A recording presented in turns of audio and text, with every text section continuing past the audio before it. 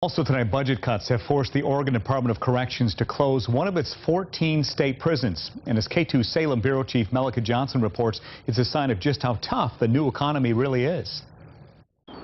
No prisoners are being released as a result of this prison closure. All of the prisoners who were at this facility have now been integrated into other state prisons. But the closure of this prison is a very big deal, largely because it's never happened before. The last 15 prisoners have been hauled away. This is a very difficult time and day. Salem's 46-year-old minimum security prison has officially closed. This really came down to one of the last measures in reference to coming up with the budget savings that was required by the governor. The closure of this 176-bed men's facility marks the first time a prison has ever been shuttered in Oregon history.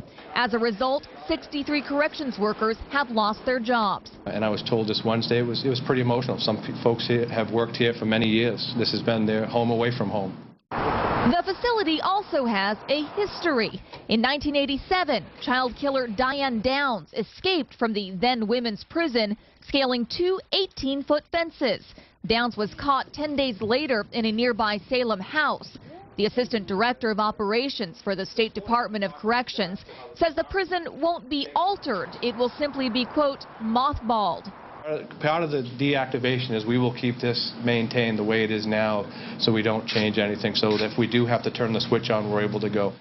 If ballot measure 73 passes this coming Tuesday, that's the initiative that increases jail time for repeat DUI and sex offenders, it's possible this prison could be reopened.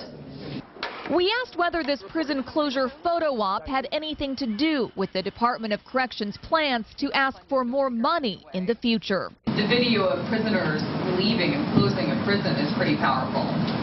I would imagine it is. Yeah, this is the first time it's happened, so I think this will be some conversation about a prison closing in Oregon. In Salem, Melika Johnson, K2 News. Now, if the state is forced to reopen the minimum security prison in Salem, corrections officials say it will be used as a women's facility.